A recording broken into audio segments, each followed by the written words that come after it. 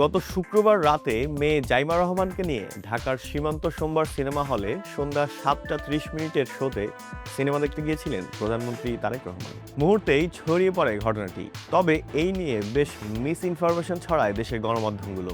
প্রথমে গণমাধ্যম জানায় প্রধানমন্ত্রী ও তার কন্যা সিনেমা বনলতা এক্সপ্রেস দেখতে গিয়েছিলেন। তবে সিনেমা শেষ হওয়ার পরেই জানা যায় বনলতা এক্সপ্রেস নয়, তারা দেখেছেন হলিউডের সিনেমা প্রজেক্ট হেইল ম্যারি। ছবি দেখা ও এই তথ্য নিশ্চিত করেছেন প্রধানমন্ত্রীর অতিরিক্ত প্রেস সচিব আতিকুর রহমান। প্রধানমন্ত্রীর তার কন্যাকে সাথে নিয়ে সিনেমা দেখাকে ইতিবাচক হিসেবে দেখছেন সবাই। তবে বাংলা সিনেমা না দেখে হলিউড সিনেমা দেখায় বেশ অবাকই হয়েছেন অনেকেই। কি আছে এই প্রজেক্ট হেইল ম্যারি সিনেমায়, চলুন সংক্ষেপে জেনে নেওয়া যাক। মুক্তির পরই বিশ্বজুড়ে $140.9 মিলিয়ন আয় করে 2026 সালের সবচেয়ে বড় ওপেনিংয়ের রেকর্ড গড়ে সিনেমা প্রজেক্ট হেইল ম্যারি। পাশাপাশি সমালোচকদের কাছ থেকেও মিলছে প্রশংসা। বিজ্ঞান নির্ভর কাহিনী, মহাকাশ অভিযান এবং মানবিক আবেগের গল্প এটি। যুক্তরাজ্য, চীন, অস্ট্রেলিয়া, দক্ষিণ কোরিয়া, জার্মানি সহ বিভিন্ন বাজারে দারুণ ব্যবসা করছে সিনেমাটি। সায়েন্স ফিকশন এই সিনেমাটির কেন্দ্রে আছেন রায়ান গসলিং, যিনি সাধারণ এক বিজ্ঞান শিক্ষক। পরেই তিনি হয়ে ওঠেন মানবজাতিকে রক্ষার দায়িত্ব নেওয়া একমাত্র নায়ক। গল্পটি শুরু হয় প্রধান চরিত্র রায়ান গসলিং তথা রাইল্যান্ড গ্রেইসের একটি অদ্ভুত অত্যাধুনিক কক্ষে ঘুম থেকে জেগে ওঠার মাধ্যমে।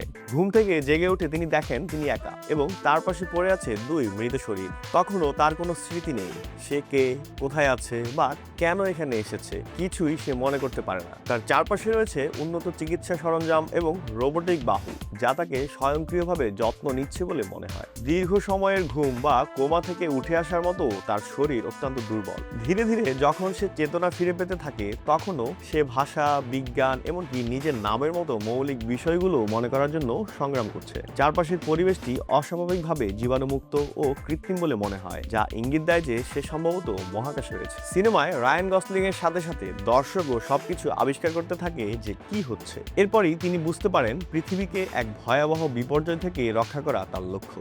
অ্যান্ডি উইয়ারের উপন্যাস থেকে এই সিনেমাটি তৈরি করা হয়েছে, যারা এর আগে 21 জাম্প স্ট্রিট, দ্য লেগো মুভির মতো জনপ্রিয় কাজ করেছেন। তাদের হাত ধরে প্রজেক্ট হেইল ম্যারি হয়ে উঠেছে ভিজুয়ালি আকর্ষণীয় ও আবেগঘন এক মহাকাশ অভিযান। সিনেমাটি নিয়ে সমালোচকদের মত মিশ্র। কেউ বলছেন এটি চিন্তাকে প্রসারিত করা সায়েন্স ফিকশন, যা শুরু থেকে শেষ পর্যন্ত উপভোগ্য। আবার কেউ মনে করছেন গল্পে কিছুটা পরিচিত ছক রয়েছে, এমনকি ক্রিস্টোফার নোলানের ইন্টারস্টেলারের ছায়াও পাওয়া যায় এতে। তবে প্রায় সবাই একমত, গসলিং এর অভিনয়ই ছবির সবচেয়ে বড় শক্তি।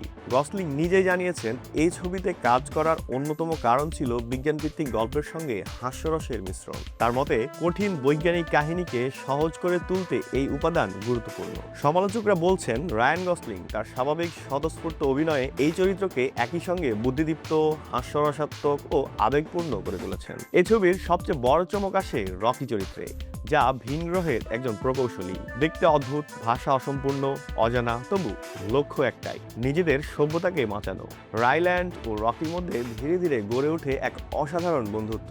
ভাষা, সংস্কৃতি, গ্রহ সব বাধা পেরিয়ে তারা একে অপরকে বুঝতে শেখে। এই সম্পর্কই সিনেমার প্রাণ। এখানে বিজ্ঞান কেবল প্রেক্ষাপট, আসল গল্প বন্ধনের। নির্মাতারা বুঝেছেন সব দর্শক সমীকরণ বোঝেন না, কিন্তু অনুভূতি বোঝেন। তাই জটিল বিজ্ঞানের মধ্যেও আবেগের জায়গা কখনো ছোট নয়।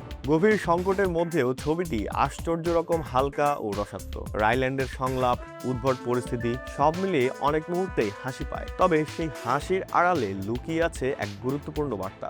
যুদ্ধবিধ্বস্ত, জলবায়ু সংকট আর হাজারো সংকটের মধ্য দিয়ে যাওয়া আজকের এই পৃথিবীতে প্রজেক্ট হেইল ম্যারি এক ভিন্ন গল্প বলে। সিনেমাটি বলছে একমাত্র প্রযুক্তি শেষ কথা নয়, কিংবা প্রযুক্তি আমাদের একমাত্র রক্ষাকর্তা নয়, বরং প্রযুক্তির পাশাপাশি পারস্পরিক সহমর্মিতা ও মানবিক বন্ধনই আমাদের সম্মিলিতভাবে বেঁচে থাকার উপায়। আর এই সিনেমাটি দেখতে গিয়েছিলেন প্রধানমন্ত্রী তারেক রহমান ও তার কন্যা। তবে এখানে একটি সম্পর্ক দেখছেন অনেকেই। নেটিজেনরা বলছেন পৃথিবী রক্ষার মিশনে আছেন রায়ান গসলিং, আর বাংলাদেশ রক্ষার দায়িত্বে আছেন প্রধানমন্ত্রী তারেক রহমান, যা আরও আলোচনার জন্ম দিয়েছে।